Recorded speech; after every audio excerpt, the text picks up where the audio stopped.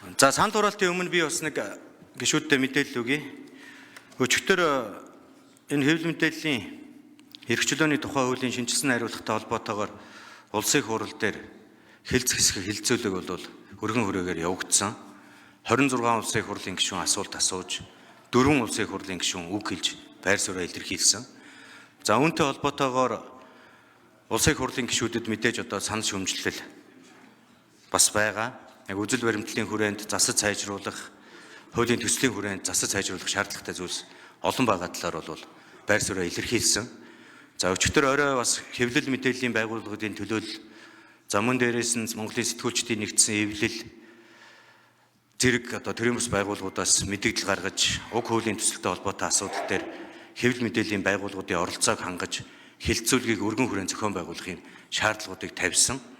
За үүнтэй холбогдуулаад өнөөдөр өглөө 8:30-аас их хурлын даргын хувьд за мөн одоо хүний эрхийн дэд хорооны дарга Эрдэнэ улд гишүүн, за улсын их хурлын даргын захирамжаар байгуулагдсан хэвлэлийн эрхчлөөний эрхцэн орчинд хяналт дүн шинжилгээ хийх үүрэг бүхий ажлын хэсгийн дарга Лодо Самбуу гишүүний хамтаар бас 30 орчим хэвлэл мэдээллийн байгууллагын төлөөлөлтөд бас уулзалт хийсэн.